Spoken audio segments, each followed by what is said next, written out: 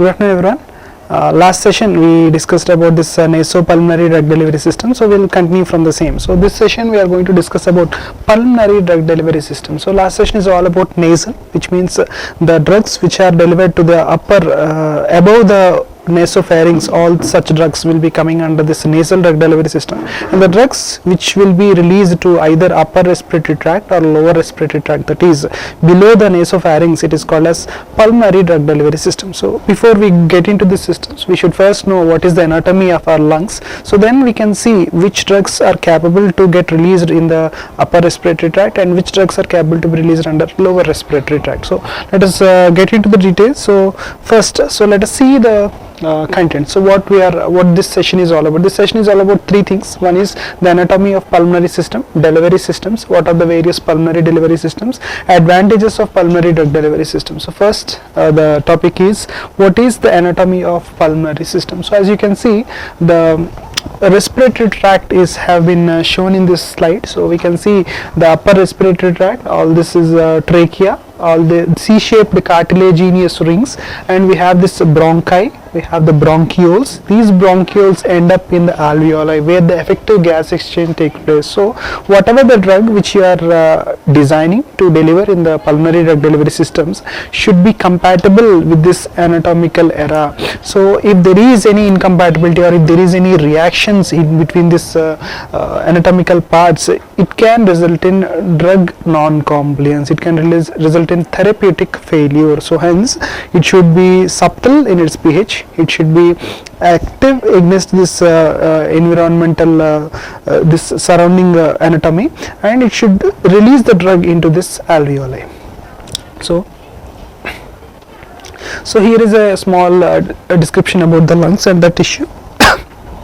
The lung is the organ of external respiration. So whatever the respiration, it can be divided into two: external respiration and internal respiration. So in the cell where the mitochondria is producing the ATP, it is the internal respiration, whereas the place at which the oxygen is delivered into the cells and carbon dioxide is liberated out of the cells is called as external respiration, for which lungs are the principal organs, which consists of alveoli. So where there is a transfer of oxygen and carbon dioxide between the cells and the external environment. So the structure of the airways prevent the entry of and promote the removal of airborne foreign particles. So the entire respiratory tract is designed in a manner that it will filter out the unnecessary foreign organisms and dust particles, because if they enter into the lungs, they will impede the gaseous exchange. So hence the nasal cilia, nasal mucous membranes and mucosa together, they will filter out all the particles, will allow only the air to get passed through.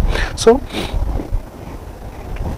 the respiratory tract, so whatever the respiratory tract, the passage is consisting of the trachea, which is lined by C-shaped cartilaginous rings, bronchi, which will be dividing into two bronchioles, terminal and respiratory bronchioles, and finally alveoli, where the exchange takes place, gas exchange will be taking place. So the upper respiratory tract, URTI, it is consisting of nose, throat, pharynx and larynx. The lower tract is comprising of trachea, bronchi, bronchioles. So this is a brief explanation about all the anatomy of respiratory tract.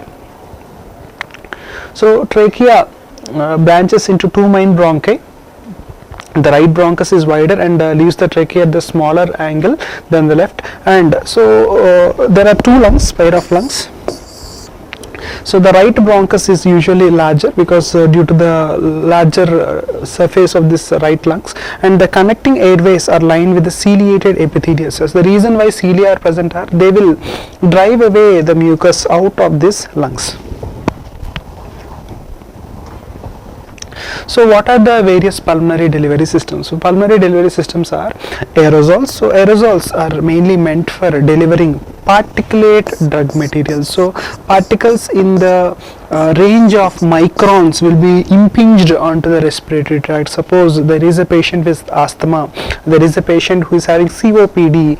Such conditions require a local drug delivery rather than a systemic drug delivery. So how can you achieve that? You can achieve that by using this aerosols, where the particulate drug material is suspended, dissolved or dispersed in a propellant. So usually previously we used to use the chlorofluorohydrocarbons. So currently we are not using chlorofluorohydrocarbons, we are using some environmental friendly propellants. So once you press the actuator, the medicine will be, since it is in a pressurized system, it will escape out of it and impinge onto the lungs, upper respiratory tract or lower respiratory tract. So the aerosols are defined as pressurized. So why we need to use a pressurized dosage form is, in order to have the drug released into the lungs, into this lower respiratory tract, we need to have a stream. That stream is achieved by high pressured bottles. So these pressured bottles, once the actuator is pressed, they release the medicament directly into the respiratory tract.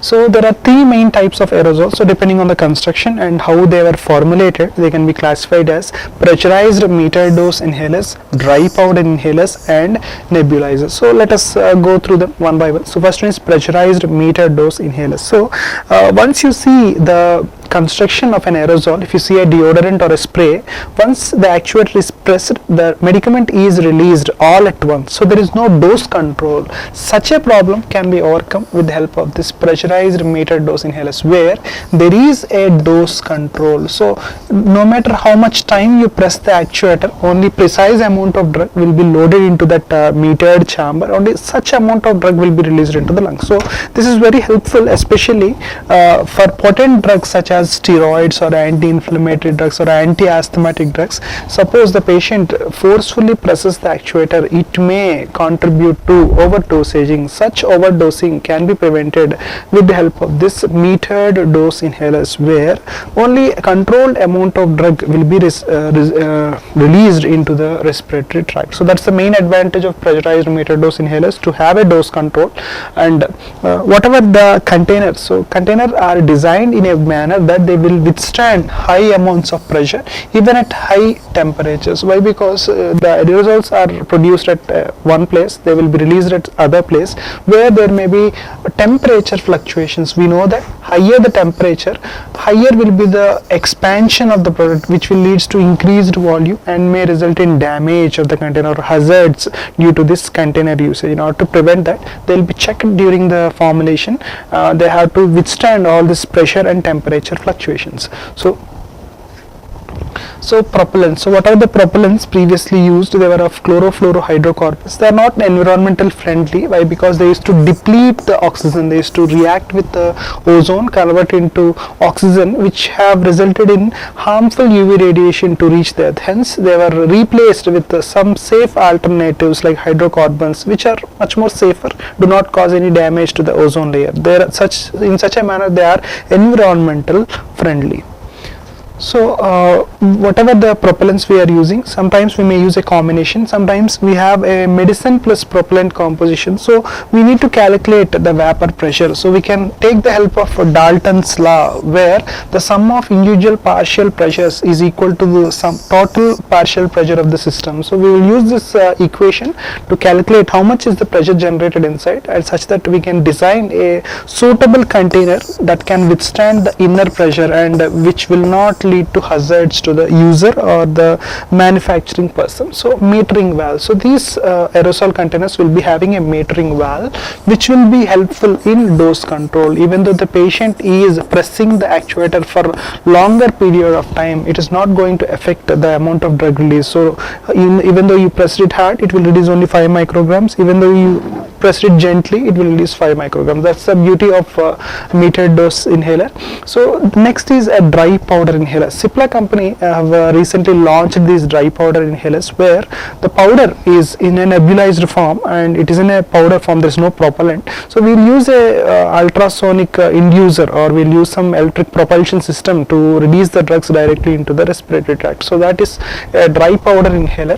So these are becoming popular day by day because they do not have this propellant, and they are more cheaper when compared to the propellant containing versions. So here is a brief review about that dry powder inhalers. So we also have nebulizers. Nebulizers are that used for drugs that cannot be formulated into either pressurized meter dose inhalers or dry powder inhalers. When both the systems do not work effective for your drug, we can use this nebulizers. So nebulizers, again, they can be classified as jet nebulizers, where we will use a stream of particles to release the drug, or we can use ultrasonic waves to release the drug into your body, or we can use some vibrating piezoelectric cells to release the drug into the body. So jet nebulizers, as the name is suggesting, we will use a stream. So stream is air jet or air blast to propel the drug directly into your respiratory tract. Or one is this commercial form, Pari LC nebulizer.